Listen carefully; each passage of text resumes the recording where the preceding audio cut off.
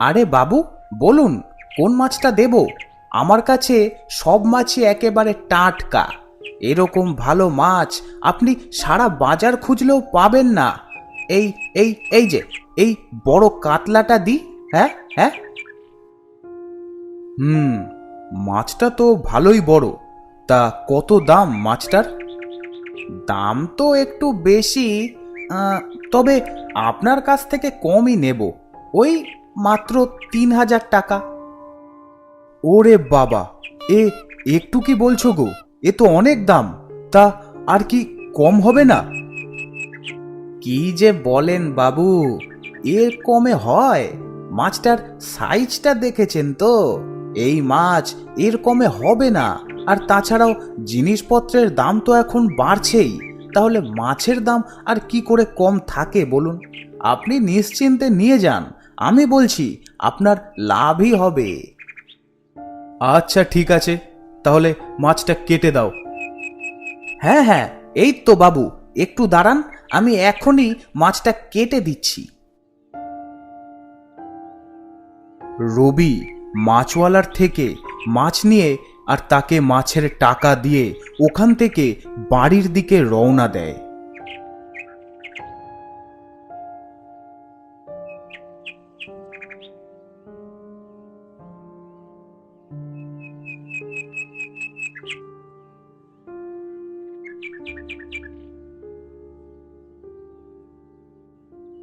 হ্যাঁ, ছেলেটির নাম রবি। এই মামুদপুর গ্রামের একজন বাসিন্দা। রবিদের পরিবার এই গ্রামে অনেক বছর ধরেই আছে। পরিবার বলতে রবির বাবা, মা ও সদ্য বিয়ে করা রবির স্ত্রী। 1 সপ্তাহ আগেই রবির বিয়ে হয়েছে। রবিদের পরিবার বরাবরই বেশ হিসেবি। খুব প্রয়োজন ছাড়া অযথা কোনো কিছুতেই টাকা পয়সা নষ্ট করে না। তাছাড়াও কিছুদিন আগেই বিয়ের জন্য কত টাকা খরচ হয়েছে ওদের। তবে এখন ঘরে আরও একজন নতুন সদস্য এসেছে, তাই বাজার থেকে এত দাম দিয়ে একটা বড় মাছ কিনেছে রবি।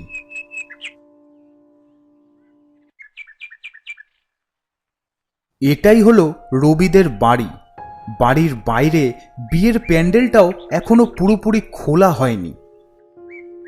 মা, ও মা, তাড়াতাড়ি এদিকে এসো, এই ব্যাগটা ধরো। উফ, এই ঠান্ডাটা যাওয়ার সাথে সাথেই গরমটাও বেশ ভালোই পড়েছে। এখনই পুরো ঘেমে যাচ্ছি।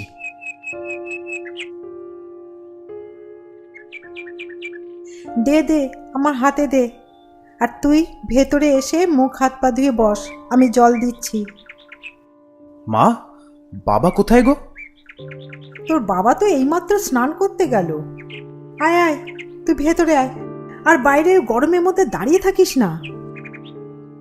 ইনি হলেন রবির মা, রেখা দেবী। একটা সংসারকে সুষ্ঠু ও নিয়ন্ত্রিতভাবে কি করে চালাতে হয় সেটা ইনি খুব ভালো করেই জানেন।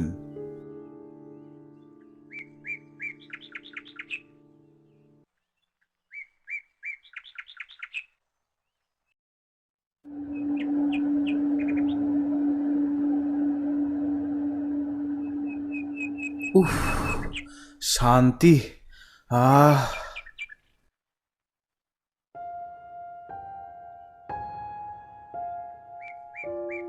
আরে বাবু, তুই এসে গেছিস? বাবা, এই তো কিছুক্ষণ আগেই এলাম। তুমি বসো না।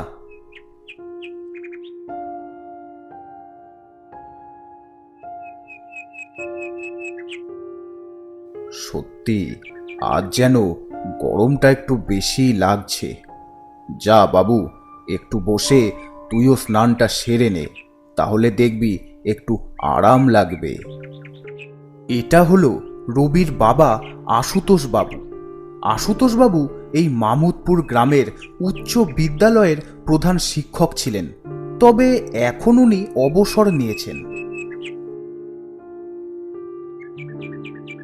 এখন ওনার ছেলে মানে রবি ওই বিদ্যালয়ের একজন শিক্ষক।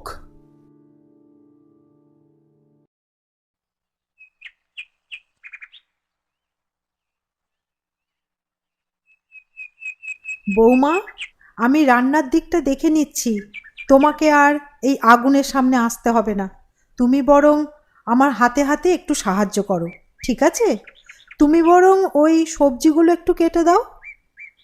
ঠিক আছে মা। রবির বউ, নাম পামেলা। পামেলা হলো এই গ্রামেরই মুদির দোকানদার হরির একমাত্র মেয়ে। স্বভাবগতভাবে সে খুবই ঠান্ডা, নম্র ও ভদ্র প্রকৃতির। জোরে কথা বলা তো দূর, খুব প্রয়োজন ছাড়া মুখ দিয়ে একটাও শব্দ বের করে না। আর রূপেও যে কারুর থেকে কম যায় না তা বলাই যায়। এই রে, ছেলেটাকে এখনো জল দেওয়া হলো না। এইদিকে করতে গিয়ে একদম ভুলে গেছি। বৌমা, তুমি ওগুলো কেটে রাখো, আমি ছেলেটাকে জল দিয়ে এসে ওই রান্নাটা বসাচ্ছি।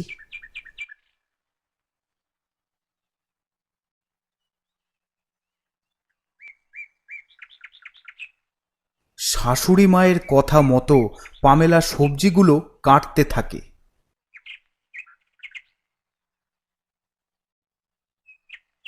বৌমা, দাও, ওই সবজিগুলো দাও, আমি চট করে রান্নাটা করে ফেলি। আর হ্যাঁ, যেহেতু আমি এই দিকে সামলাচ্ছি, আমার তো সময় হবে না, তোমাকে একটা কাজ দিচ্ছি, মনে করে করো কিন্তু। আজ তো আমাদের বাড়িতে মাছ রান্না হচ্ছে, তা মাছের আঁশকাটাগুলো পিছনে ডোবার ওখানে গিয়ে ফেলে দিয়ে আসবে, তাও রাত হবার আগে। কারণ সারাদিন বাড়িতে ওগুলো থাকবে, সেটা অশুভ, খুব একটা ভালো না। আর তাছাড়া এই গ্রামগঞ্জে ঠিক উচিতও না। ঠিক আছে, ভুলে যেও না, মনে করে ডোবার পাশে একটা জায়গায় একটু মাটি খুঁড়ে ওটা ফেলে আবার মাটিটা চাপা দিয়ে চলে এসো। তবে হ্যাঁ, রাত হবার আগেই। শাশুড়ি মায়ের কথা শুনে হ্যাঁ বলে মাথা নাড়ল পামেলা।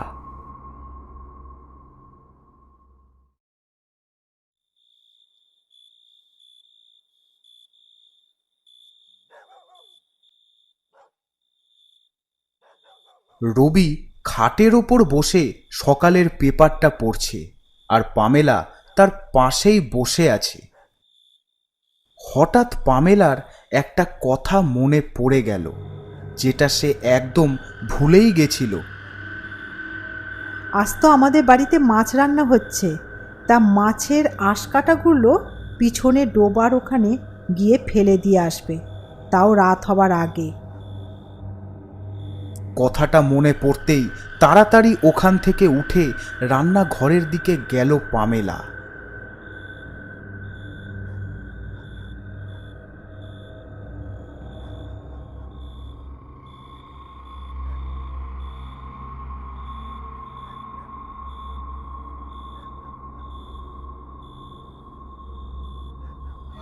পরের পার্ট আসছে খুবই শীঘ্রই। সবাই এই চ্যানেলটাকে লাইক এবং সাবস্ক্রাইব করুন।